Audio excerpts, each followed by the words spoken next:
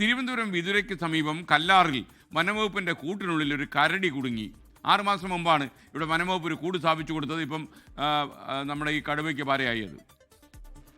കരടിയാണ്, കരടി, കടുവയല്ല, കരടി. ആ ദൃശ്യമാണ് ഇപ്പോൾ കാണുന്നത്.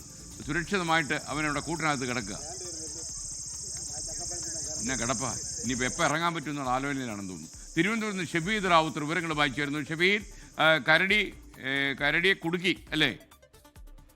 ഈ 6 മാസമായിട്ടുള്ള നാട്ടുകാരുടെ ഒരു ആശങ്കയാണ് ഇപ്പോൾ ഈ കൂടിനകത്ത് കിടക്കുന്നത് എന്നുള്ളതാണ് ഏറ്റവും പ്രധാനപ്പെട്ട കാര്യം. 6 മാസം മുൻപാണ് ഈ ഗോൾഡൻ വാലിക്കും മൊട്ടമൂടിനും ഇടയിൽ ആദിവാസി മേഖലയിൽ സ്ഥിരമായി ഈ കരടി ശല്യം ഉണ്ടായത്. ഈ ആദിവാസി മേഖലയിലെ വീടുകളിൽ വ്യാപകമായി ശല്യം ഉണ്ടായി. കൃഷിനാശം അടക്കമുള്ള കാര്യങ്ങൾ രൂക്ഷമായതോടുകൂടിയാണ് ഇവിടുത്തെ ജനങ്ങൾ, പ്രദേശവാസികൾ വനം വകുപ്പിനോട് ഈ കരടിയുടെ കാര്യം വ്യക്തമാക്കുന്നത്. അതിന്റെ അടിസ്ഥാനത്തിലാണ് ഈ കരടിക്ക് വേണ്ടി കൂട് സ്ഥാപിച്ചത്. ഈ സമീപത്തെ അമ്പലങ്ങളിൽ സൂക്ഷിച്ചിരുന്ന എണ്ണ ഉൾപ്പെടെയുള്ള കാര്യങ്ങൾ കരടി എടുത്തതോടുകൂടിയാണ് ഇവർ വീണ്ടും സമാന രീതിയിൽ തന്നെ വനം വകുപ്പിനോട് സമീപിച്ചത്.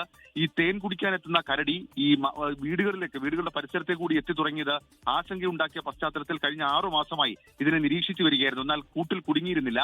ഇന്നലെ ഈ ആദിവാസികളിൽ ഒരാൾ ചക്കപ്പഴം കൊണ്ട് ഈ കൂടിനകത്ത് വെച്ചിട്ട് പോയിരുന്നു.